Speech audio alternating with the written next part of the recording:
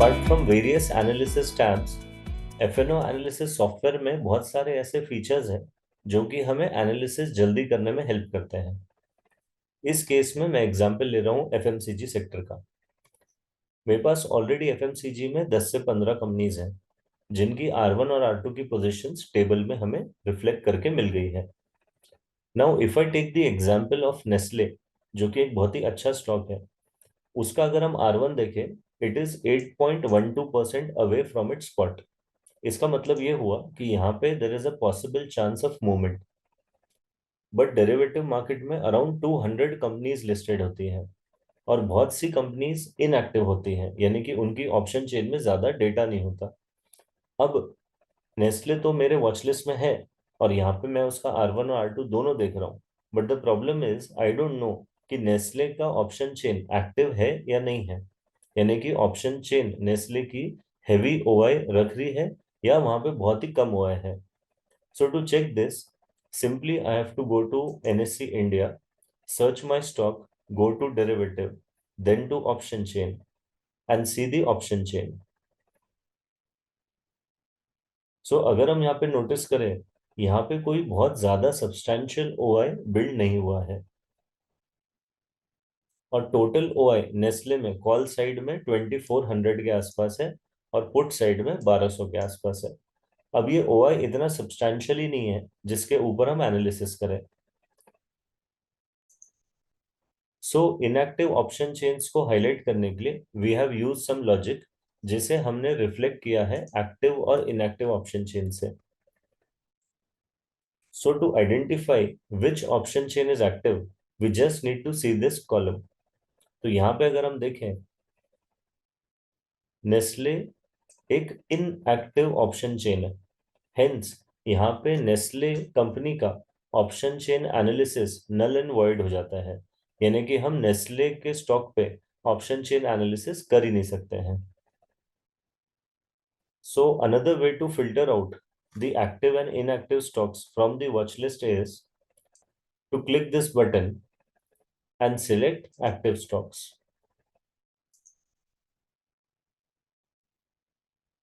तो सिस्टम सिर्फ उन्हीं स्टॉक्स को दिखाएगा जिनकी ऑप्शन चेन एक्टिव है। यहाँ पे अगेन हमारा समय बच जाता है क्योंकि हम इनएक्टिव ऑप्शन चेन वाले स्टॉक्स को अलग कर देते हैं। अब नेस्ले अगर भविष्य में कभी एक्टिव हो गया तो नेचुरली वो इस फिल्टर में आ जाएगा and then we can do the analysis.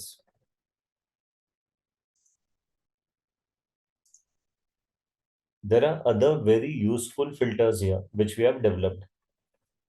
For example, हमें ये पता करना है ऐसे कितने स्टॉक्स हैं जो अपने रेजिस्टेंस के ऊपर ट्रेड कर रहे हैं, यानी कि ऑप्शन चेन में उनका जो R1 वाला स्ट्राइक है वो उसके ऊपर ट्रेड कर रहे हैं।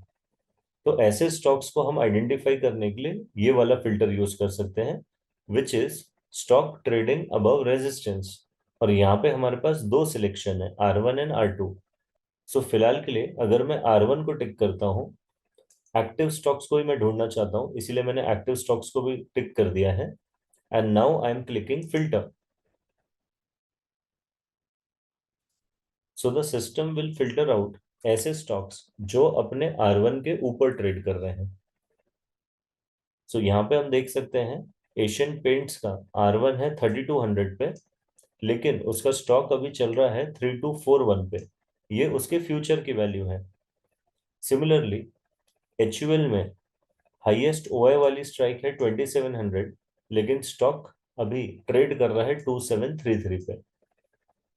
तो इससे हमें ये पता चल जाता है कि ऐसे कितने स्टॉक्स हैं जो अपने रेजिस्टेंस को तोड़ के ऊपर जा चुके हैं। इसे हम ब्रेकआउट भी बोल सकते हैं। एंड नेचुरली अगर हम इनकी स्ट्रेंथ चेक करेंगे तो उस समय हमें ये पता चल जाएगा कि ये ब्रेकआउट ट्रू है कि नहीं है।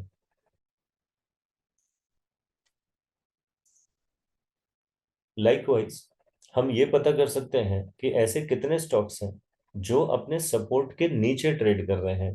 तो अगर आपको ये पता करना है कि स्टॉक अपने सपोर्ट के नीचे चले गया है, विच इज स्टॉक ट्रेड कर रहा है अपने S1 की वैल्यू के नीचे, तो इस बार आप चेक कर देंगे S1 को and then you will click filter. As of now अभी क्योंकि कोई भी स्टॉक नहीं है इस लिस्ट में जो इस कंडीशन को सफाइस कर रहा है, इसलिए यहाँ पे कोई भी रिजल्ट नहीं आया है।